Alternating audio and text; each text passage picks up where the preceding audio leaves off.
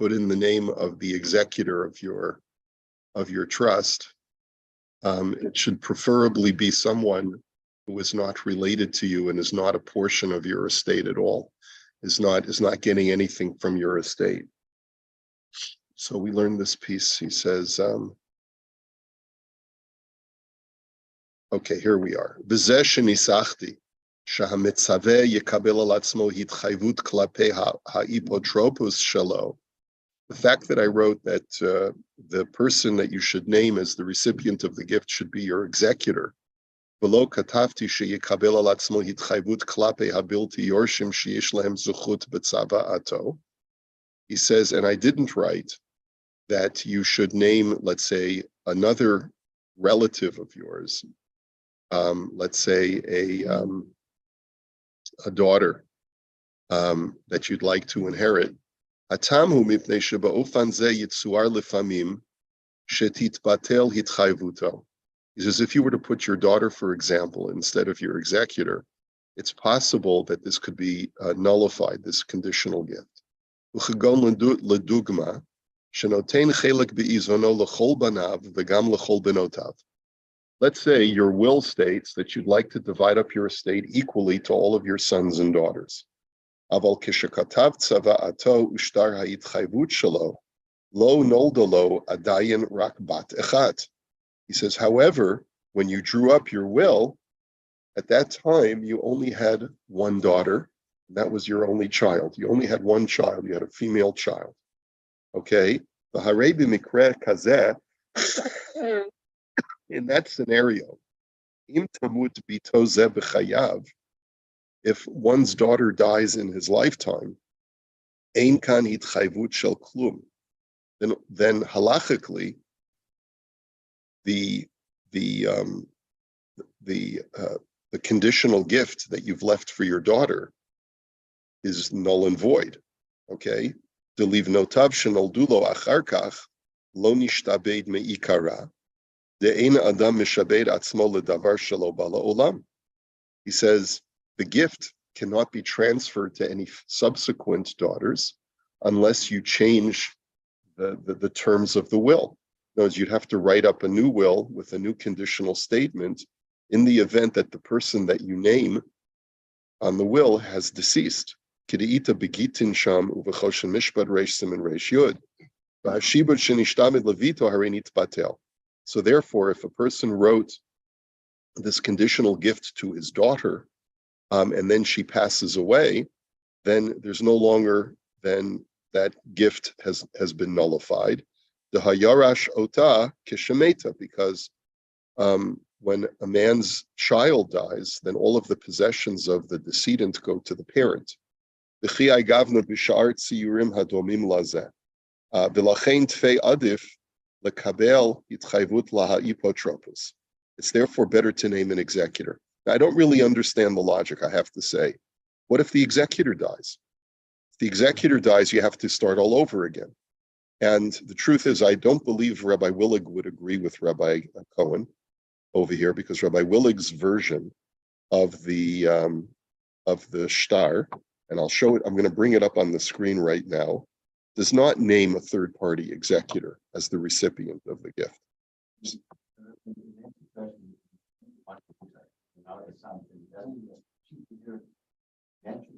She would inherit naturally, precisely. Okay. Hold on just 1 second. Just want to show you Rabbi Willig's paragraph.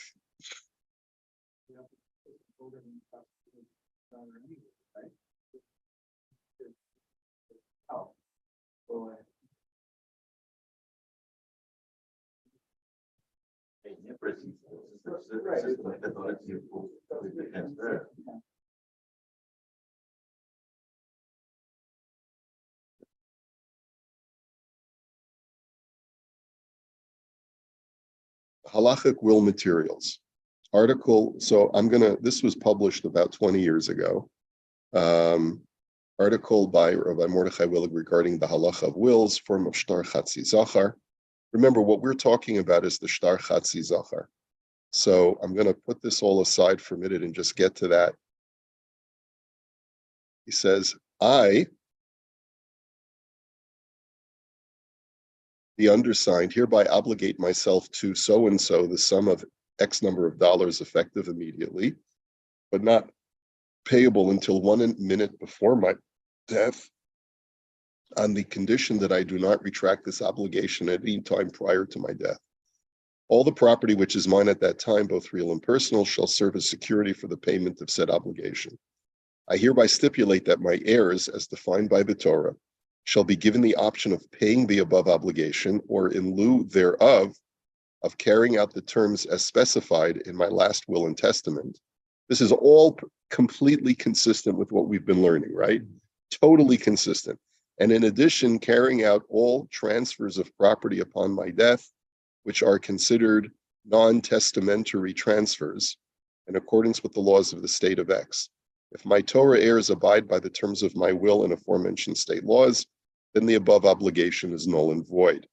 The above obligation is undertaken by a Kenyan suitor and a based in Choshen, which we learned, we learned Imrei Yaakov. It doesn't, even though you write that, it doesn't have to be done in a based in Choshen. The above conditions are made in accordance with the laws of the Torah, as derived by Numbers chapter 32. Now, what Rabbi Willig writes in the introduction,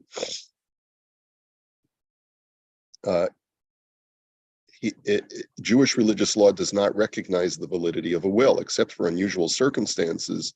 One cannot arrange for his estate to be divided in a manner different from Torah law. However, by creating a conditional obligation, one can achieve the same net result as that of a will in other government laws in a way which conforms to Torah law. A person who writes a will should obligate himself to pay a sum of money greater than his total assets. It is stipulated that the obligation is retractable and is not payable until 1 moment before death. Therefore, the obligation has absolutely no effect during one's lifetime. If one wills his entire estate to one person, for example, his wife, he should obligate himself to pay her a sum of money greater than his total assets. In such a case, paragraph 2 in the obligation form below should be omitted. If the will includes many persons, the obligation is made to the prime beneficiary or several beneficiaries. In this case, it is further stipulated that if the Torah heirs carry out the terms of the will and other government laws, then the obligation is null and void.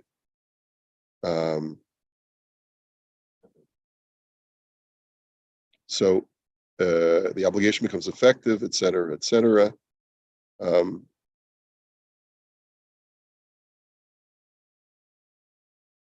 Yes, in other words,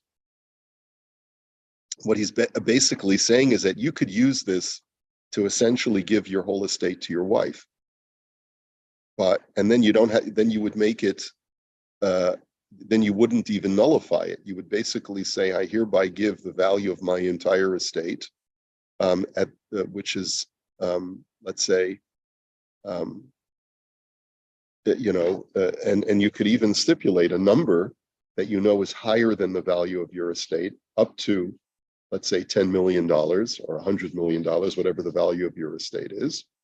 That shall be it should, instead of saying that it's a will or something that is inherited by my wife, you say that it is, that there shall be a gift that takes place 1 moment before my death. So you could name your wife and then you can be done. But let's say your will has multiple heirs. Let's say you're not leaving everything for your wife, right? Or let's say you have a wife and someone else you want to leave it to, right? So you say, I want my wife to have, or because a person could be married, let's say, a second time. So you want to leave, let's say, half of your estate to your wife and half of it to your children, right? From a prior marriage, or however you want to structure it. So then you have, like, or let's say you want to leave a certain percentage of your estate to charity, so that you know that, say, your wife will be well taken care of if she gets only 90% of the estate, and you want to leave 10% of your estate, which is, by the way, a virtuous thing to do, to always place in your will that you're going to leave a portion of your estate to tzedakah, and you can do that as well. But the bottom line is that we always advise people that even if you're leaving everything to your wife, that you fill out the entire form, because you never know. See, once you fill out this form, you can append it to whatever version of your will. A person can change their will multiple times over the course of a lifetime, and this document would always be appended to it. And it could be, you would only have to actually sign it one time. Okay. Yeah.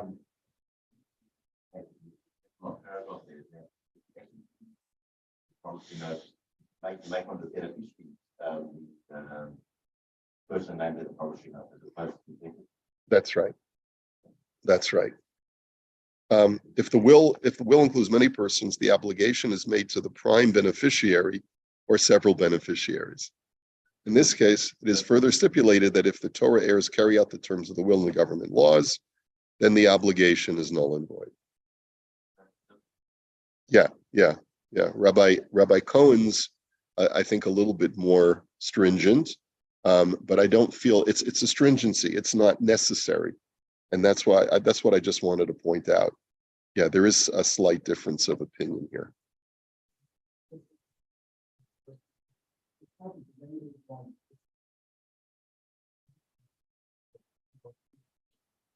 Well, I can only leave you what I have.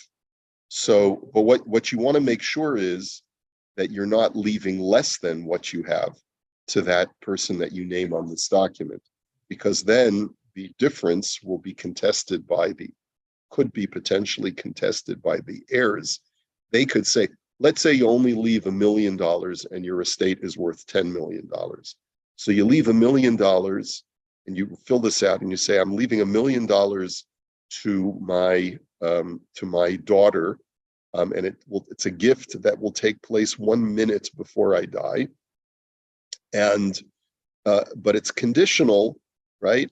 And if the heirs fulfill the will of my wishes in my will, then the gift is null and void, right? That's what it says, right? Well, the heirs could say, you know what? We don't let our sister have the $1 million, and we'll split the other 9 million according to Torah law. So that defeats the whole purpose. Therefore, you put in an amount that you know for sure is higher than the value of your entire estate. So if your estate is worth 10 million, put in 100 million. And even though it's an exaggerated amount, you're basically saying is that the person that I name in this will exhaust the entire estate, because whatever my estate is worth up to $100 million will go to that person. Even though you know that you don't have 100 million, but you can still leave whatever you own you're basically saying up to $100 million.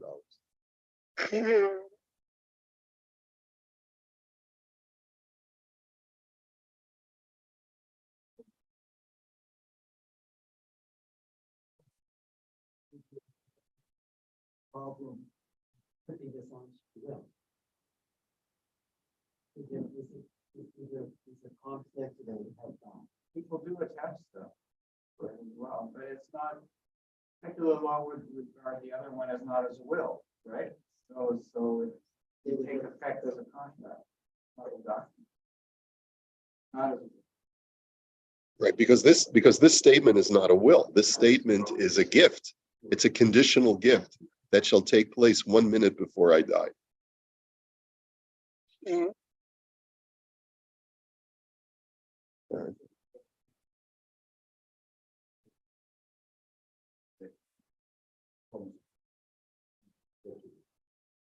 Yeah, he says it's preferable to choose the executor. I'm not really sure I understand why.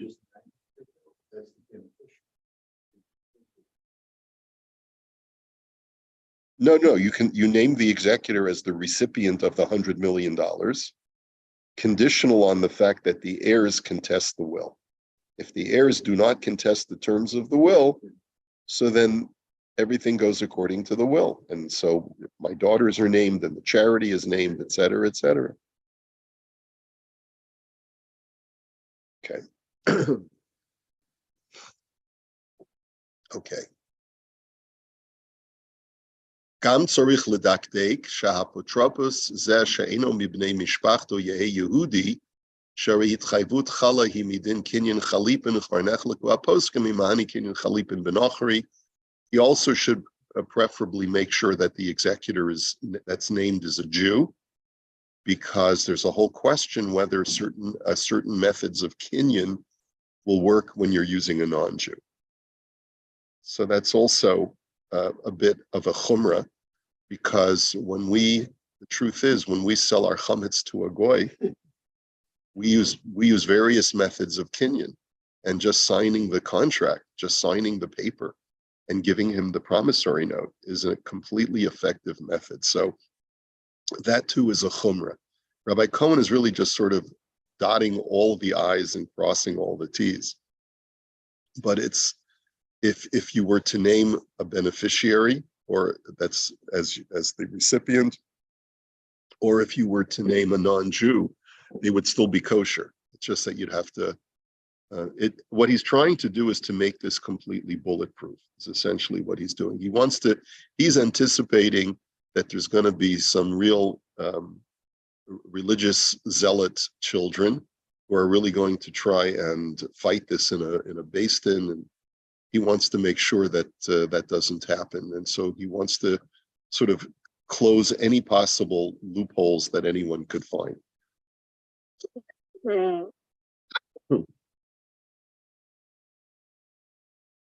Okay.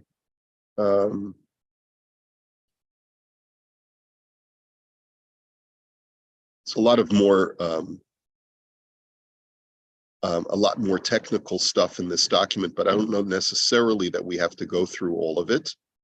And I think what I'm going to do is,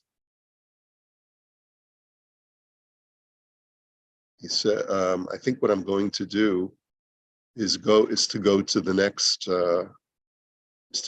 next one.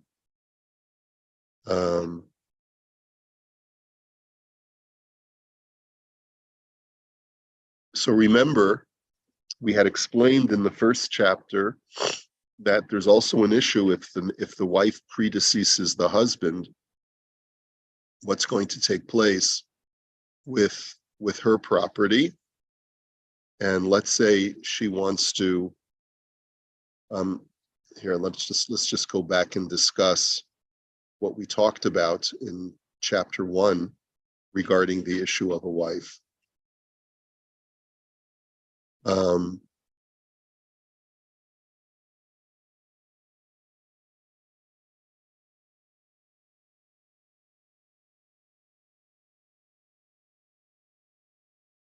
He had said over here, Yesh lish'ol af bekotev shtar hitchayvut zeh. Dahatenach begever hakotev tzava'a o be'isha v'hi penuya. Aval be'isha nesua. He says, what are you going to do with a married woman, hakotevet tzava'a, if she has a will? Mai ika l'meimar. Denira de'isha nesua shemitchayevet be'ezeh chiyuv mamon u'meita. He says, let's say a woman who's married, and she wants to have her own separate will, because let's say she has her own estate. It could be a second marriage for the husband and the wife. She brings a very large set of assets with her to the marriage, and she says to her husband, listen, according to Torah law, if I predecease you, then you get my entire estate. But I don't want that to happen. I want my children from my first marriage to inherit a large portion of it. He says, V'yirishta bala ein hanichnasim sheyorash mishtabdim la'oto chiyav mamon dahakaimalon b'shulchan aruch Even Hazer simin tzadi siftes the isha shemachra minichse milo gachar sheniseis v'meisa b'chayi bala abal motzi hanichasim miyad halakuchos. He says any kind of conditional gift that she makes, the husband will be able to undo, because he's considered to be the first creditor.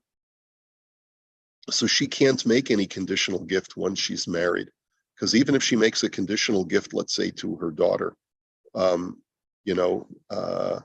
or something like that, the husband can upend it according to Torah law and say, I had a lien on your property before you made that conditional gift. And so therefore that conditional gift is null and void.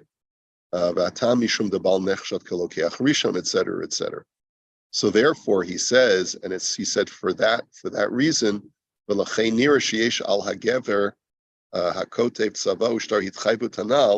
Lichtov gam shtar hitchayvut sheni. Therefore, any man who's writing this chatzi zachar promissory note, he should have a second promissory note. Biyatel bishtar ze hitchayvut shel sikum gadol al atzmo uzman hapiraon yehishat mitat ishto.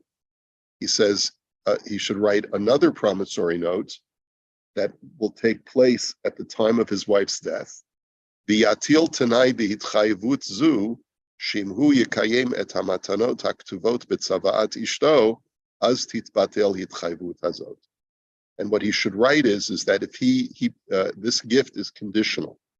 If I fulfill the wishes of my wife's will, then this debt will be null and void.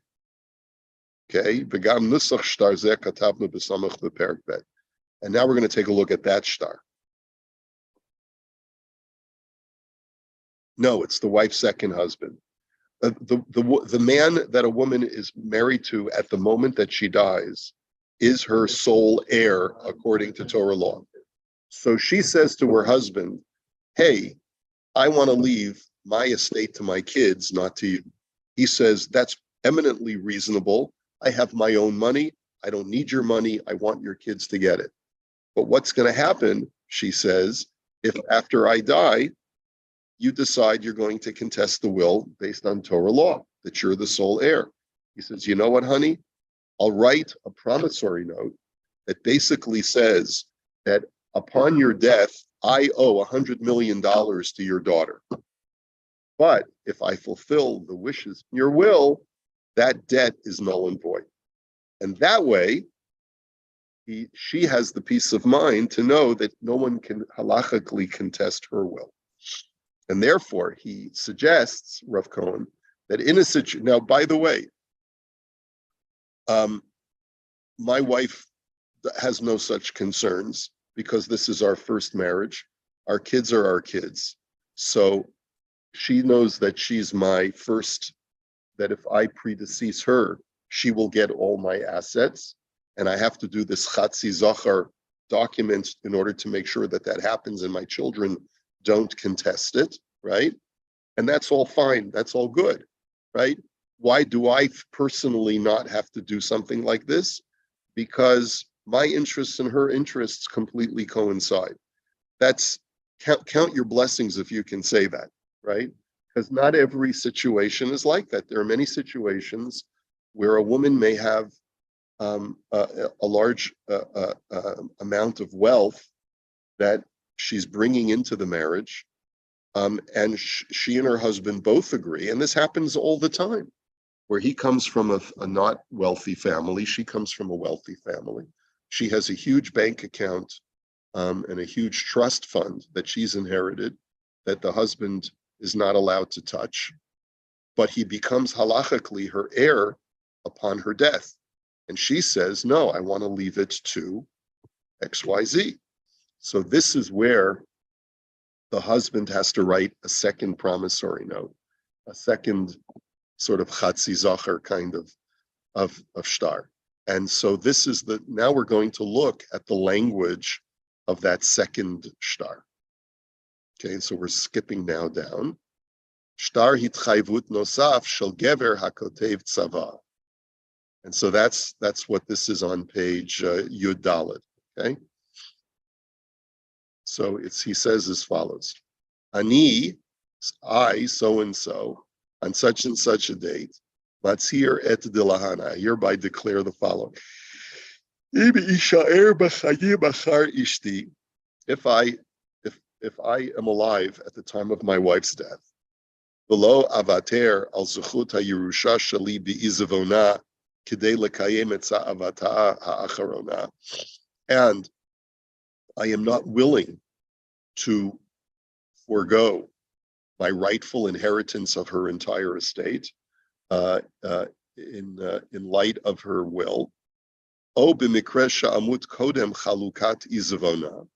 Or let's say and this is also a real possibility. Let's say my wife has a huge estate from her wealthy family, and I'm willing.